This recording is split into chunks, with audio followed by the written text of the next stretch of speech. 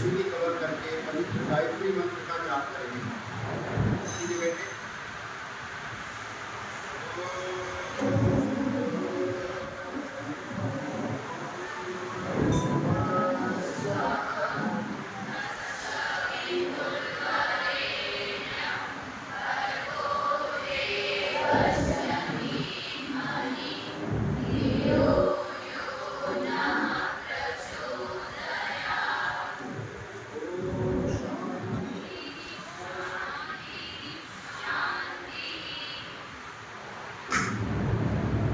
सबसे पहले परमपिता परमात्मा का धन्यवाद करें, जिसने आज का दिन सुदिन के रूप में, अच्छे दिन के रूप में आप सब किया है। इसलिए दिया है भोग आप वर्ग की दिए। संसार परमात्मा ने हमको बना कर दिया है तो उसे जोड़ने के लिए सुबह ब्रह्म यज्ञ के रूप में परमात्मा का धन्यवाद करना चाहिए। ऋषियों का कोटि कोटि नमन करते हुए धन्यवाद करना चाहिए, जिन्होंने वेद का ज्ञान 1,96,8,53,126 वर्ष पूर्व जब मानव सृष्टि पर पहली बार अवतरित हुआ, युवा अवस्था में स्त्री और पुरुषों के रूप में 4 ऋषियों को यह पवित्र ज्ञान दिया, जिन्होंने गुरु शिष्य परंपरा से ये ज्ञान हम तक पहुंचाया, जिसका स्मरण करते हुए जिसके द्वारा हम अपने जीवन का कल्याण करते हैं। उन ऋषियों को भी कोटि कोटि नमन। आज से ठीक 201 वर्ष पूर्व टंकारा की पवित्र धरती के ऊपर एक ऐसे नक्षत्र का उदयमान हुआ जो आगे चलकर महर्षि दयानंद के नाम से जाना गया, जिसने 1875 के अंदर में आर्य समाज की स्थापना करी। समाज में फैली हुई अनेक भ्रांतियां, कुप्रथाएं और वेद के संदेश देने के लिए इस संगठन को जन जन तक पहुंचाया। उसी के परिणाम स्वरूप स्मृति भवन जोधपुर के अंदर के बालिकाओं का व्यक्तित्व निर्माण शिविर आयोजित किया जा रहा है। यहाँ के निर्माताओं को और आप सब लोगों को कोटि कोटि नमन करते हुए कुछ विचार आपके सामने रखने का प्रयास करूँ। आप सब जितने भी यहाँ जो हैं, उसके अलावा भी जितने संसार के अंदर जीव हैं, वो क्या चाहते हैं? आप में से और जितने भी संसार में जीव हैं, उन सब की एक इच्छा होती है कि हमें कुछ चाहिए। क्या चाहिए? सुख। सब सुख चाहते हो ना? कोई भी संसार का प्राणी ऐसा नहीं है जो सुख नहीं चाहता हो। उसमें आप हम सब शामिल हैं। और सुख को प्राप्त करने के लिए प्रयत्न किया जाता है।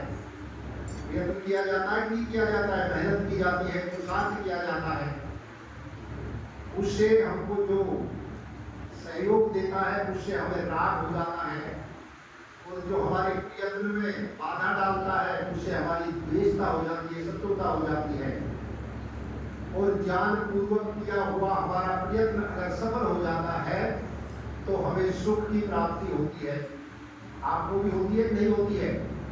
सीधे होकर बैठे तो ध्यान से सुनना, बीच में प्रश्न भी पूछे जाएंगे। तो संसार के सारे जीव सुख को चाहते हैं, लेकिन मनुष्य एक ऐसा प्राणी है, सुख के साथ साथ वो अपना यश भी चाहता है।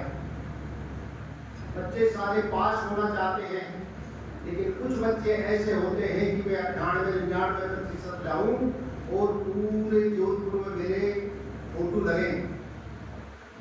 यश भी चाहते हैं, और यश के बाद में मनुष्य जो है ये मुक्ति भी चाहता है। दुखों से पूर्ण रूप से छूटने का नाम मुक्ति है। आप में से भी ये तीनों क्रियाएं सब चाहते हैं। अब इसके लिए हमें जो कुछ करना होगा, उसी के लिए ये प्रशिक्षण दिया जा रहा है, ये सिखाया जा रहा है। और ये सिखाने के लिए प्यारे प्रभु परमात्मा ने हमको ऐसी बुद्धि दी है, ऐसा अपना वेद का ज्ञान दिया है, और वो परमात्मा हमारे अंतःकरण में विराजमान होकर हमें उत्साहित कर रहा है, हमें प्रेरणा दे रहा है। ऐसे परमात्मा को जानने के लिए, मुक्ति को प्राप्त करने के लिए ही ये मनुष्य का शरीर मिला है। इन सब चीजों को जानने के लिए परमात्मा ने हमें पहला गुरु माँ के रूप में दिया है, दूसरा गुरु पिता के रूप में दिया है, तीसरा गुरु आचार्य के रूप में दिया, जो कि आपको कई दिनों से आचरण की बातें बता रहे हैं, अच्छी शिक्षाएं दे रहे हैं, अपने व्यक्तित्व का कैसे निर्माण हो, जिससे हमारा जो लक्ष्य है सुख प्राप्त करना, यश प्राप्त करना, मुक्ति को प्राप्त करना, इसके लिए 3 उत्तम गुरुओं की व्यवस्था की गई है। दुर्भाग्य से हमारे देश के अंदर माताओं को विद्या पढ़ने का अधिकार जो मिला हुआ था प्राचीन काल से, उसको दूर कर दिया और नारा दिया गया, स्त्री शूद्रो नाधिराम, स्त्री और शूद्रों को पढ़ने का अधिकार नहीं है। जब हमारी बेटियां नहीं पढ़ेंगी तो आगे चलकर जब माँ बनेगी तो अपने बच्चों को क्या शिक्षा देगी, और उसका परिणाम हुआ हमें लोगों ने जिस रास्ते पर चलाया वो रास्ता गलत हो चाहे सही हो, बिना ज्ञान के हम उस रास्ते के पथिक बन गए। लेकिन महर्षि दयानंद ने आकर सबसे पहला जब देखा कि दुनिया की आधी जनसंख्या का भाग जो महिलाएं हैं, माताएं हैं, बहन हैं, बेटियां हैं, उनको अगर विद्या नहीं पढ़ाई गई तो हम कितना ही प्रयास करें, संसार के अंदर शांति नहीं आ सकती, संसार का विकास नहीं हो सकता, संसार में सुख प्राप्त नहीं हो सकता, यश और मोक्ष की प्राप्ति नहीं हो सकती। इसलिए आप बेटियों के ऊपर महर्षि दयानंद ने बड़ा उपकार किया और विद्या पढ़ने के लिए अनेक जगहों के ऊपर कन्या पाठशालाएं खोली। 17 जगह तो बुलंदशहर के अंदर मैंने जाकर देखा, जो स्वामी जी ने स्वयं अपने द्वारा स्थापित पाठशालाएं खोली, कन्याओं को पढ़ने के लिए, कई ब्रह्मचारियों को पढ़ने के लिए। ऐसा उपकार अगर कहीं आपको करने को मिलता है तो महर्षि दयानंद द्वारा कृत आर्य समाज, निर्मित आर्य समाज के द्वारा आपको मिला है। आप विचार करके देखना, ईसाई जो मिशनरी है उसका जो पद है पादरी का, उस पर कोई महिला को आज तक बिठाया नहीं जाता है। मुसलमानों में किसी भी मस्जिद का इमाम किसी महिला को नहीं बनाया जाता है। यहाँ तक कि हिंदुओं में किसी भी पद पर जो शंकराचार्य का पद बड़ा होता है वहाँ किसी महिला को नहीं बैठाया जाता है। सिखों के अंदर कोई जो गुरु ग्रंथ होता है, ग्रंथी जो उनका मुख होता है, वहाँ किसी महिला को ग्रंथी नहीं बनाया जाता है। संपूर्ण मजहब पंथ संप्रदाय जो दुनिया के अंदर चल रहे हैं, उसमें से वैदिक सनातन धर्म को मानने वाले जो आर्य समाज के लोग हैं, वहाँ महर्षि दयानंद ने आपको ये मंच दिया। अभी बेटी बैठी हुई थी ना, यज्ञ कराती है, वेद पढ़ती है, वेद पढ़ाती है, और बड़े बड़े ऊंचे पदों को सुशायमान अगर करने का आपको अधिकार प्राप्त है तो उस संगठन का नाम आर्य समाज है। धर्म की रक्षा करने के लिए हमारी माताओं को, बहनों को, बेटियों को जब तक विद्यावान नहीं बनाया जाएगा, जब तक संस्कारवान नहीं बनाया जाएगा, उन्हें अपने अस्तित्व का भान ज्ञान नहीं करा दिया जाएगा, तब तक ये दुनिया में जो आज हाहाकार मचा हुआ है, इससे शांति नहीं मिल सकती। इसलिए आर्य समाज का जो ऋण है, उसको उस ऋण को दूर करने के लिए आर्य समाज में ऐसे चरित्र निर्माण, व्यक्तित्व निर्माण के शिविर लगाए जा रहे हैं। पूरा मई और जून का महीना, दीपावली की छुट्टियों का समय, ये सारा का सारा इसीलिए कार्य किया जाता है कि मेरे राष्ट्र की बेटियां, मेरे राष्ट्र की माताएं, बहनें, ये सब संस्कारवान बने। संस्कार कितने हैं आज हमारे समाज से दूर चले जा रहे हैं। हमें विचार करना चाहिए। जिस प्रकार से बाजार से सब्जी लेकर आते हैं और उस सब्जी को अगर हमने संस्कारित नहीं किया, अन्न लेकर आते हैं उसे संस्कारित नहीं किया, मसाले लेकर आते हैं उसे संस्कारित नहीं किया, तो उनसे बना हुआ भोजन श्रेष्ठ नहीं बन सकता। क्या बन सकता है? नहीं बन सकता।